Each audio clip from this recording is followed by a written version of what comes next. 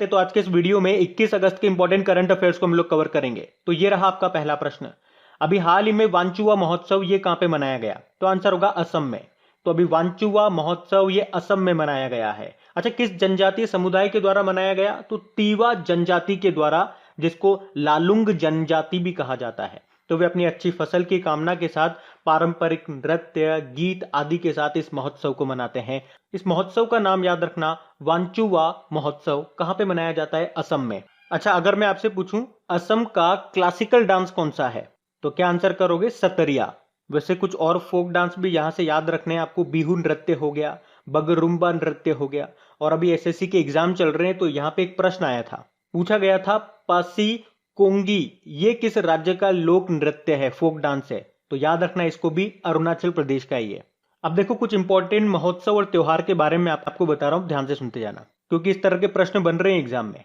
तो अगर आपसे पूछा जाए, अभी बंगस आवाम मेला ये हमने कहां पे मनाया था? जम्मू कश्मीर में। जम्मू कश्मीर से ही आपको याद आ जाना चाहिए, खीर भवानी मेला जम्मू कश्मीर का है। नुआखाई त्योहार कहां पे मनाया जाता है? तो उड़ीसा में। देखो, नुआखाई त्योहार पूछ ले, रजा पर्व पूछ ले, बाली यात्रा पूछ ले, धानु यात्रा पूछ ले, इन सब का संबंध आपके उड़ीसा से है। पूछा जाए कि खर्ची पूजा का संबंध किससे है, तो आंसर करना त्रिपुरा से। और लाई हराओबा इसका संबंध है मणिपुर से। अगर आपसे पूछा जाए चापचार कुट महोत्सव का संबंध किससे है, तो मिजोरम से है। एक पूछा जाता है पक्के पागा हॉर्नबिल फेस्टिवल, ध्यान से सुनना इसको, पक्के पागा हॉर्नबिल फेस्टिवल का संबंध है अरुणाचल प्रदेश से। लेकिन अगर पूछे केवल हॉर्नबिल फेस्टिवल का संबंध किससे है, तो नागालैंड से है। तो दोनों में अंतर ध्यान रखना। और अंबुबाची का मेला कहां पे लगता है? आप जानते हो, कामाख्या देवी के मंदिर में, जो कहां पर है? असम में है। उसी तरह से अगर आपसे पूछे कि मकर विलक्कू त्योहार कहां पे लगता है? सबरीमाला के मंदिर में, जो कहां पर है? केरल में है। और गुड़ी पड़वा अगर आपसे पूछेंगे, तो ये मनाया जाता है महाराष्ट्र में। एक बोनालू त्योहार भी याद रखना, अभी हमने मनाया भी था ये तेलंगाना में। और बताओ, पोंगल ये कहां पे मनाया जाता है? तमिलनाडु में। और अट्टुकल पोंगल त्योहार कहां पे मनाया जाता है? केरल में। अभी तमिलनाडु से आपको याद होगा, आदिपुरम त्योहार हमने मनाया था। एक संगाई उत्सव भी पूछा जाता है, संगाई उत्सव का संबंध है मणिपुर से। नमस्ते ओरछा महोत्सव ये भी इंपॉर्टेंट है, मध्य प्रदेश में। और फगली फगली उत्सव का संबंध आपके हिमाचल प्रदेश से है, जबकि फूलदेई का संबंध उत्तराखंड से है। अच्छा चलो, आप तो एक प्रश्न का उत्तर दे दो, त्योहारों का शहर किसे कहा जाता है? ये प्रश्न मैं आपको 2-3 बार बता चुका हूं। तो किसे कहते हैं? मदुरै को कहते हैं, तमिलनाडु के मदुरै को। तो ये सारे इंपॉर्टेंट पॉइंट्स ध्यान रखना, बढ़ते हैं आगे। फिर बताइए, हाल ही में किस राज्य ने ध्यानचंद स्पोर्ट्स यूनिवर्सिटी खोलने की घोषणा की है? तो आंसर होगा उत्तर प्रदेश ने। तो उत्तर प्रदेश की पहली खेल यूनिवर्सिटी होगी ये, जिसका नाम मेजर ध्यानचंद के नाम पे होगा। और उत्तर प्रदेश में भी कहां पे खोला जाएगा इसे? मेरठ में। और इसी के साथ वहां के मुख्यमंत्री योगी आदित्यनाथ ने कहा है कि उत्तर प्रदेश के हर गांव में एक खेल का मैदान होगा। तो ये ध्यानचंद स्पोर्ट्स यूनिवर्सिटी कहां पे खोला जाएगा? उत्तर प्रदेश के मेरठ में। और मेरठ से आपको याद आता होगा, देश का पहला जानवरों का युद्ध स्मारक भी कहां पे बनेगा? मेरठ में ही। और मेजर ध्यानचंद से आपको 2-3 प्रश्न याद आते होंगे। सबसे इंपॉर्टेंट तो ये, अभी राजीव गांधी खेल रत्न सम्मान का नाम इन्हीं के नाम पे बदल के रख दिया गया। और इसमें जो पुरस्कार की राशि दी जाती थी, पहले 7.5 लाख रुपए दी जाती थी, अभी उसे बदलकर 25 लाख रुपए कर दिया गया। पहला राजीव गांधी सम्मान कब मिला था? 1991-92 में। किसे मिला था? हमारे पहले ग्रैंड मास्टर विश्वनाथ आनंद को। अभी लास्ट टाइम 2020 में 5 खिलाड़ियों को यह दिया गया था। और मेजर ध्यानचंद का जन्मदिन आने वाला है अभी, कब? 29 अगस्त को, जिस दिन हम नेशनल स्पोर्ट्स डे के रूप में मनाते हैं। और वैसे आपको बता दूं, उत्तर प्रदेश में ही देश की पहली ट्रांसजेंडर यूनिवर्सिटी भी बनेगी। कहां पे? उत्तर प्रदेश के कुशीनगर में। और अगर आपसे पूछा जाए राष्ट्रीय खेल विश्वविद्यालय ये कहां पे स्थापित किया जाएगा? मणिपुर में। चलिए, आप तो यही बता दीजिए, किसने खेल को उद्योग का दर्जा दिया? तो आंसर होगा मिजोरम। और रेल यूनिवर्सिटी कहां पे बनी है? गुजरात के बड़ोदरा में। अच्छा, अभी दिल्ली स्पोर्ट्स यूनिवर्सिटी की पहली वाइस चांसलर किसे बनाया गया? कर्नम मल्लेश्वरी को। कर्नम मल्लेश्वरी नाम सुना है ना? ओलंपिक में पदक जीतने वाली पहली भारतीय महिला है ये। वेट लिफ्टिंग में इन्होंने ब्रोंज मेडल जीता था सिडनी ओलंपिक्स में। और अभी आपको याद होगा, इंडियन हेरिटेज इंस्टीट्यूट ये कहां पे बनेगा? नोएडा में बनेगा। जबकि जनजाति संग्रहालय कहां पे बनेगा? ये झारखंड के रांची में बनेगा। अभी अगर आपसे एग्जाम में पूछेंगे कि वर्ल्ड यूनिवर्सिटी समिट 2021 का आयोजन कहां पे किया गया था, तो ओपी जिंदल ग्लोबल यूनिवर्सिटी में, जो आपको मिलेगा हरियाणा में। चलो, आप ये बताओ, किस राज्य ने विश्वविद्यालयों में ट्रांसजेंडर छात्रों को आयु सीमा में छूट दी थी? तो आंसर होगा केरल ने। लेकिन अगर आपसे पूछा जाए कि अभी किस राज्य सरकार ने अपनी सरकारी नौकरी में 1% आरक्षण दिया ट्रांसजेंडरों को, और ऐसा करने वाला वो पहला राज्य बन गया। तो फिर आपका आंसर होगा कर्नाटक। और यूनिवर्सिटी से एक और प्रश्न आप याद रखना, लद्दाख में केंद्रीय विश्वविद्यालय बन रहा है अब, ठीक है, आपको पता है। उसका नाम किस नदी के नाम पे रखा गया है? सिंधु नदी के नाम पे। और ये देश की पहली इस तरह की यूनिवर्सिटी होगी जिसका नाम नदी के नाम पे रखा गया है। तो ये सारे इंपॉर्टेंट पॉइंट्स मैंने आपको बताया जो अभी करंट अफेयर्स में रहे थे, एक साथ हमने रिवीजन कर लिया। अभी हम बढ़ते हैं आगे।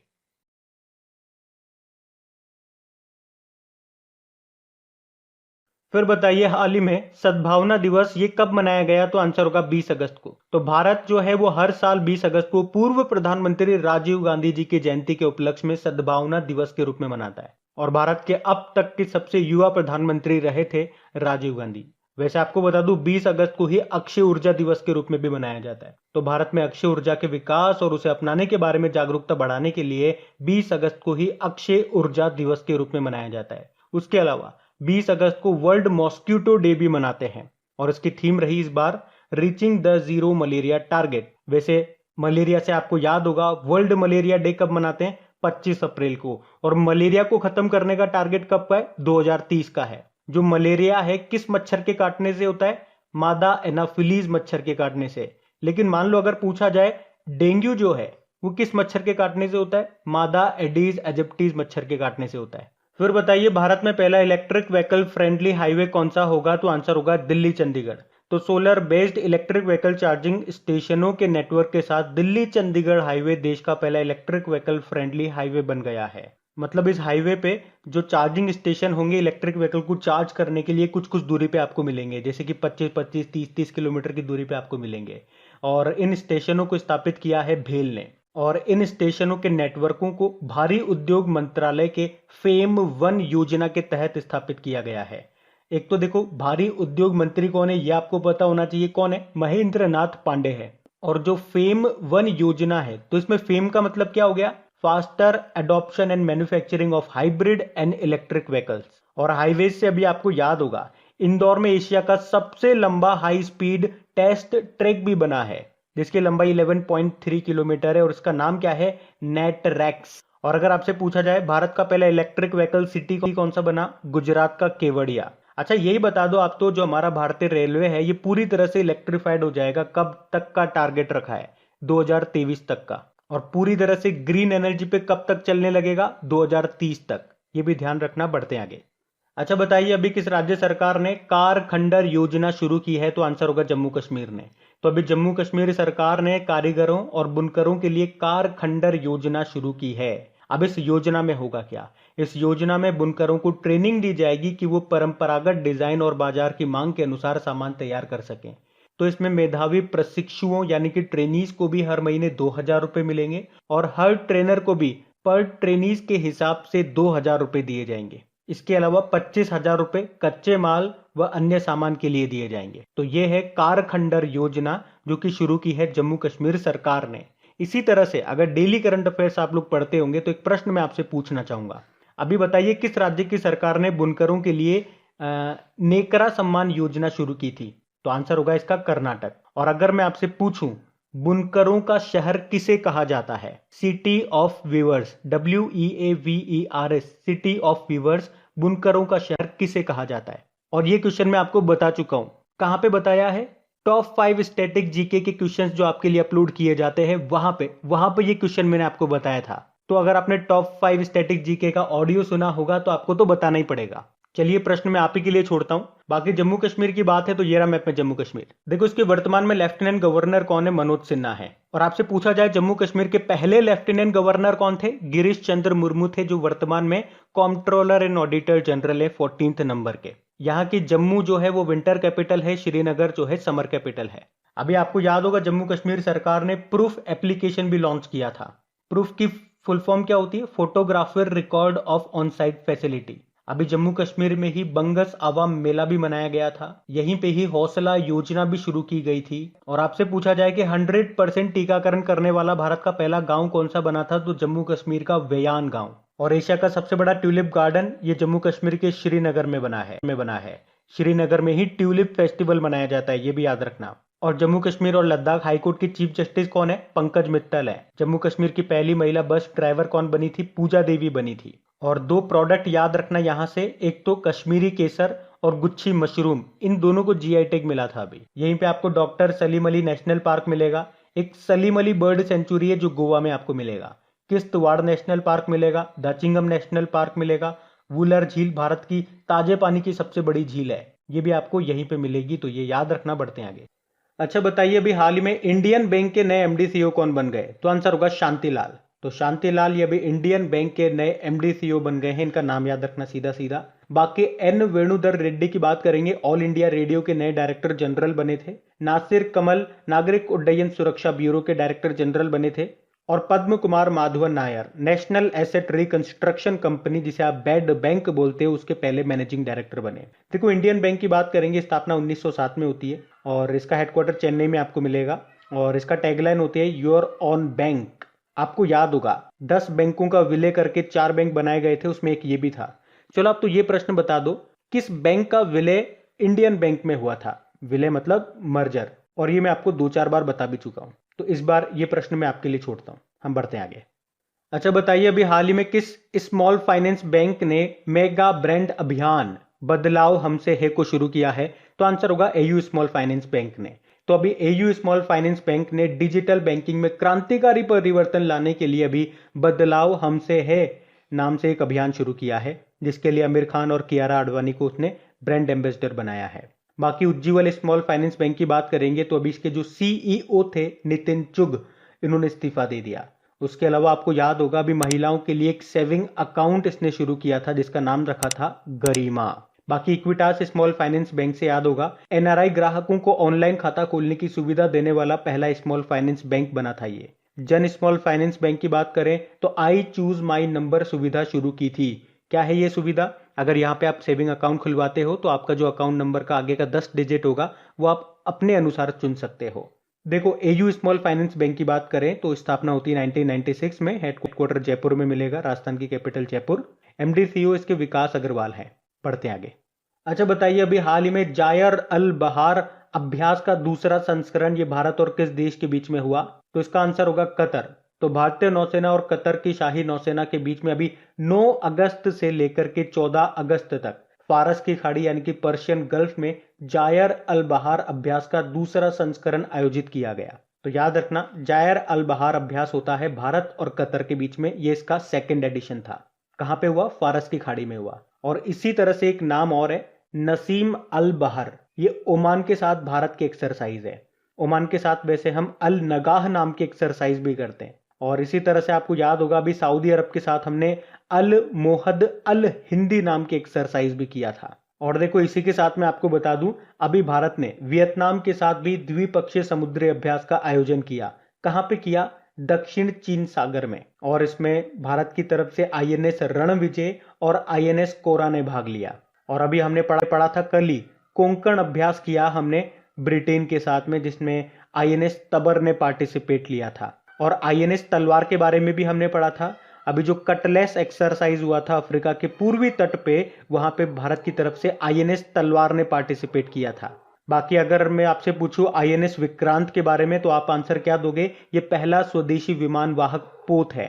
और आईएनएस राजपूत भी जानते हो आप, पहला विध्वंसक जहाज था, डेस्ट्रॉयर था ये, लेकिन डीकमीशन कर दिया अभी विशाखापत्तनम से इसको।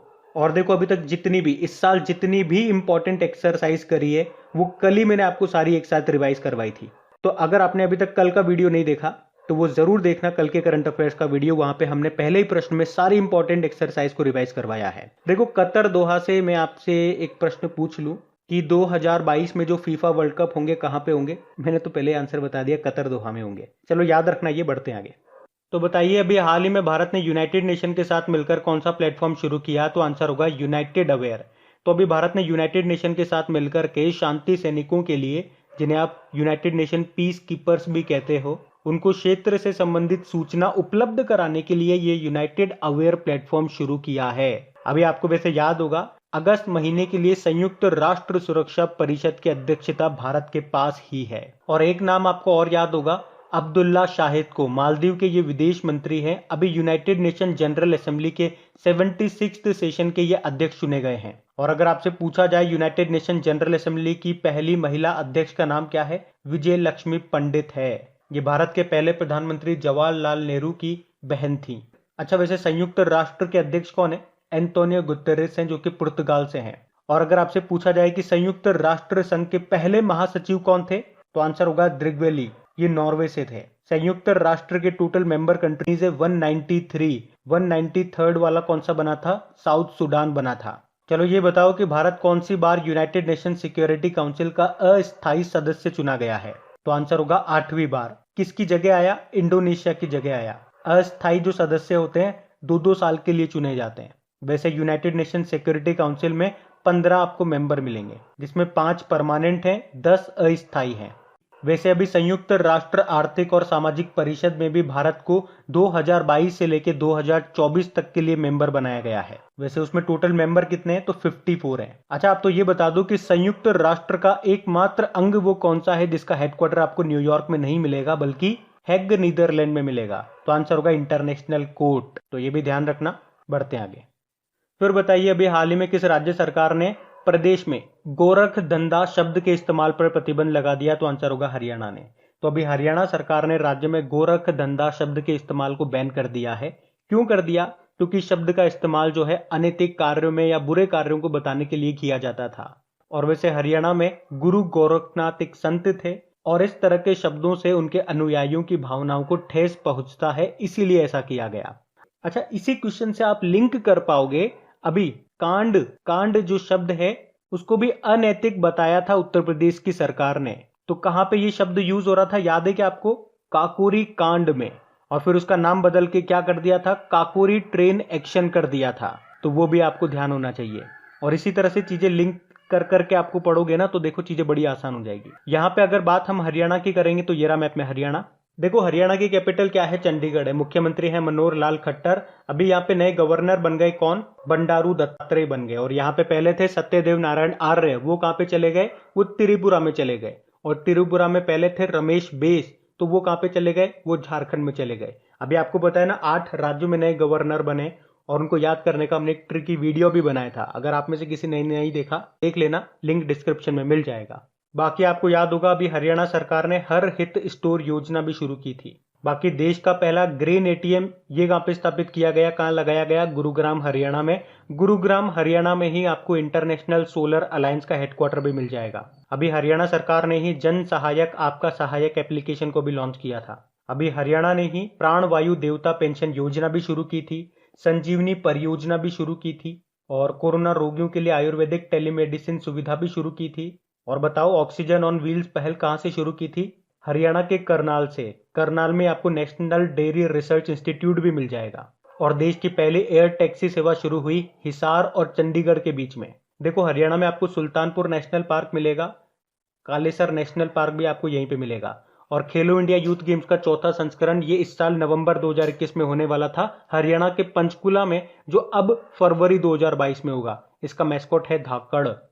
ये सारे पॉइंट याद रखना। बढ़ते हैं आगे। अच्छा, फिर बताइए, अभी हाल ही में आर्थिक विकास संस्थान सोसाइटी के अध्यक्ष कौन बन गए? तो आंसर होगा एनके सिंह। एनके सिंह आप जानते हो, ये 15वें वित्त आयोग के अध्यक्ष थे और अभी इंस्टीट्यूट ऑफ इकोनॉमिक ग्रोथ का इनको अध्यक्ष नियुक्त किया गया है। और ये किनका स्थान लेंगे? तो देश के पूर्व प्रधानमंत्री डॉक्टर मनमोहन सिंह का ये स्थान लेंगे। अच्छा, 15वें वित्त आयोग के अध्यक्ष तो सबको पता है एनके सिंह थे। आप बता सकते हो 14वें वित्त आयोग के अध्यक्ष कौन थे? वाई.वी. रेड्डी थे। अमिताभ कांत नीति आयोग के सीईओ है और अमिताभ घोष इन्होंने अभी बुक लिखी है, कौन सी? द लिविंग माउंटेन नाम से। तो ये भी ध्यान रखना, सारे नाम अभी न्यूज में है। बढ़ते हैं आगे। फिर बताइए, जोरहाट जेल ये किस राज्य में है जिसे विरासत स्थल के रूप में संरक्षित किया जाएगा? तो आंसर होगा असम में। तो असम के जो मुख्यमंत्री हैं हेमंत बिस्वा शर्मा, उन्होंने अभी ये घोषणा की है कि जोरहाट सेंट्रल जेल को एक विरासत स्थल के रूप में संरक्षित किया जाएगा। एक्चुअली में स्वतंत्रता संग्राम के दौरान पूर्व राष्ट्रपति फखरुद्दीन अली अहमद, गोपीनाथ बोरदोलई और कामाख्या त्रिपाठी जैसे स्वतंत्रता सेनानियों को इस जेल में कैद किया गया था। तो अब उन्होंने फैसला लिया कि ये जोरहाट सेंट्रल जेल को एक विरासत स्थल के रूप में संरक्षित किया जाएगा। देखो, जेल से एक जेल का नाम आपको याद होना चाहिए, सेल्यूलर जेल। कहां पर है ये? यहाँ पे सजा पाने वालों को कहा जाता था काला पानी की सजा मिली है इन्हें। ये आपको मिलेगी अंडमान निकोबार के पोर्ट ब्लेयर में।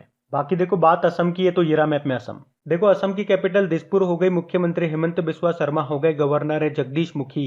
असम से तो सबसे इंपॉर्टेंट पॉइंट यही बनेगा कि असम का भी 7वां नेशनल पार्क कौन सा बना, या यूं पूछ लिया जाएगा कि भारत का भी नवीनतम नेशनल पार्क कौन सा बना, तो कौन सा बना है? Dehing Patkai national park. उसके अलावा असम का 6वां नेशनल पार्क बना था रायमोना नेशनल पार्क, जो कि गोल्डन लंगूर के लिए फेमस है। और उससे पहले 5 नेशनल पार्क कौन कौन से थे यहाँ पे? काजीरंगा नेशनल पार्क, जो कि एक सिंह वाले गेंडू के लिए फेमस है, Nameri national park, Manas national park, Orang national park और डिब्रू शिखोवा नेशनल पार्क। अच्छा, अभी टोक्यो ओलंपिक में एक खिलाड़ी हमारे लिए ब्रोंज मेडल जीत करके लाई है, और वो असम से है। बता सकते हो मैं किन खिलाड़ी की बात कर रहा हूँ? मैं बात कर रहा हूँ लवलीना बोरगोहेन की। बॉक्सर है, अभी टोक्यो ओलंपिक में ब्रोंज मेडल जीता है उन्होंने, वो असम से ही है। और असम की पहली महिला वित्त मंत्री अभी बनी है कौन? अजंता नियोग। और याद रखना, दुनिया का पहला अनुवांशिक रूप से संशोधित यानी कि जेनेटिकली मॉडिफाइड रबड़ का पौधा कहां पे लगाया गया? असम में लगाया गया। तो अब बात करेंगे कल की वीडियो में पूछे गए प्रश्न के उत्तर की। और हाँ गाइज, आगे बढ़ने से पहले सारे इंपॉर्टेंट क्वेश्चंस हम खत्म कर चुके हैं, और अब जाकर के मैं एक छोटी सी रिक्वेस्ट आप लोगों से करूंगा, अगर सेशन अच्छा लगा तो इसे लाइक करके अपने दोस्तों के साथ में, जो भी आपके ग्रुप्स में पढ़ने वाले स्टूडेंट्स हैं, फैमिलीज या दोस्तों में, एक बार प्लीज शेयर जरूर कर देना। तो चलिए अब प्रश्न देखते हैं कल का। बताइए, स्मार्ट हेल्थ कार्ड प्रदान करने वाला पहला राज्य कौन सा बना? तो आंसर होगा उड़ीसा। आप सभी ने प्रश्न का बिल्कुल सही उत्तर दिया है। अब इन सभी प्रश्न की अच्छे से प्रैक्टिस कर लेना। क्विज बना करके आपकी क्रैक एग्जाम एप्लीकेशन पे अपलोड कर दी गई है, और इन सभी क्वेश्चंस को अगर आप ऑडियो के थ्रू रिवाइज करना चाहते हैं तो इसका ऑडियो भी मैंने बना दिया है। बिल्कुल कम समय में आप ऑडियो के थ्रू रिवाइज कर सकते हैं। उसका लिंक आपको नीचे डिस्क्रिप्शन में मिल जाएगा ऑडियो रिवीजन करके। Thank you guys.